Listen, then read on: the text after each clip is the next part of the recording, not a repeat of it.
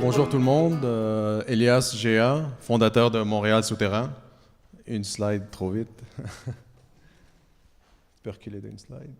Donc, le National Geographic en 2007, je pense que c'est... Non, encore... Vas-y sur les trois. Ok, c'est le premier. Donc, le National Geographic en 2007 a fait le palmarès des plus belles promenades intérieures à travers le monde. Et la ville qui avait la plus belle promenade intérieure était Montréal.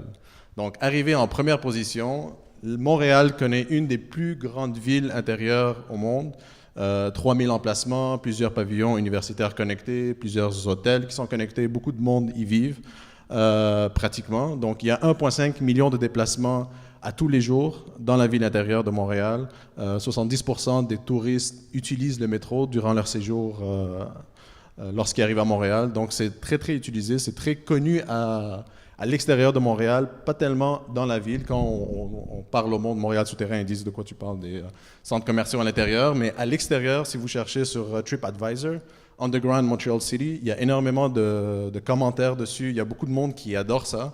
Donc, ceux qui adorent, c'est ceux qui l'ont découvert un petit peu par hasard. Ils sont arrivés, puis ils ont dit, c'est incroyable, je peux me promener en bas pendant des heures et faire du magasinage, aller me couper les cheveux, aller chez le dentiste, ainsi de suite. Et alors qu'il fait moins 25, et c'est un peu le chaos à l'extérieur à Montréal. Donc, on sait où est-ce qu'on vit. On vit dans un pays un peu hivernal. Sinon, si tu veux revenir ici, on a fait l'image de marque à l'image de Montréal. Donc, ça change à chaque saison. Là, on est dans le logo de l'été. On va bientôt passer au logo d'automne.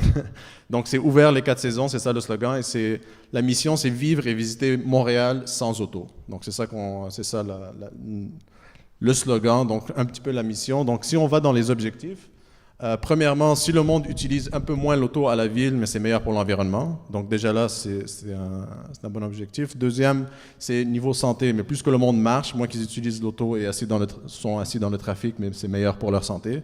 Et même niveau économique. Donc on a un site web en ligne présentement. On a une version en anglais. Donc proche de 40% des visiteurs arrivent de l'extérieur du Canada. Donc il y a aussi une visibilité internationale. Et c'est ça l'idée. Et en même temps, il y a beaucoup d'études qui ont été établies que plus que la ville permet au monde de fonctionner sans auto, plus qu'il y a un facteur cool qu'on arrive à mettre dans cette ville-là, et plus que le monde choisisse d'y vivre. Donc anciennement, le monde choisissait les villes pour le travail, parce qu'il y avait une grande usine, donc il allait dans cette ville-là. Mais présentement, le monde choisit dans quelle ville ils veulent vivre, et ensuite se trouve un travail. Et toutes les villes qui ont un petit facteur on fait plus de place aux citoyens et un peu moins aux autos, ce qui fait un peu de sens, parce qu'il y a plus de citoyens que d'autos généralement dans une ville, mais ça rajoute un petit facteur cool, et le monde choisit d'y vivre, d'y rester, de consommer, de sortir le soir, ainsi de suite, au lieu d'aller vivre dans les banlieues. Donc, niveau économique aussi, ça c'est le site web qui est déjà en ligne, il y a 3000 visiteurs qui arrivent dessus à chaque mois, donc en comptant le site en anglais. Donc, on peut choisir c'est quoi l'activité, donc je veux manger, je veux magasiner, c'est quoi les tours, c'est quoi les attractions, les activités, les hôtels. On peut même booker des chambres d'hôtel à travers le site web. Donc, il y a déjà du monde qui book des chambres d'hôtel à travers le site web. Ici, on peut faire des recherches. Il y a du monde qui cherche sur le site web. On a une newsletter. Le monde commence à s'enregistrer pour recevoir des coupons rabais. Twitter, on est rendu proche à 3000 followers.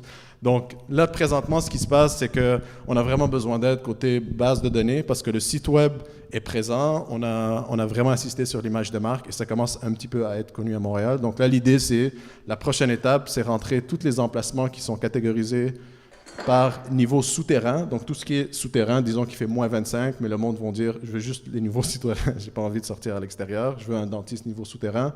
Poup, il va lui dire c'est où. Tout ce qui est à 200 mètres d'un métro, tout ce qui est à 1 km d'un métro et tout ce qui est à l'extérieur de 1 km. Donc, on a besoin d'aide côté base de données et tout ce qui est collaboration aussi, collaboration médias, des auteurs, des blogueurs. Donc, si ça vous intéresse, la feuille, elle est juste là. Dessus là, c'est pour plus d'informations. Merci et bonne chance à tout le monde pour cette journée. Merci, Éco Montréal.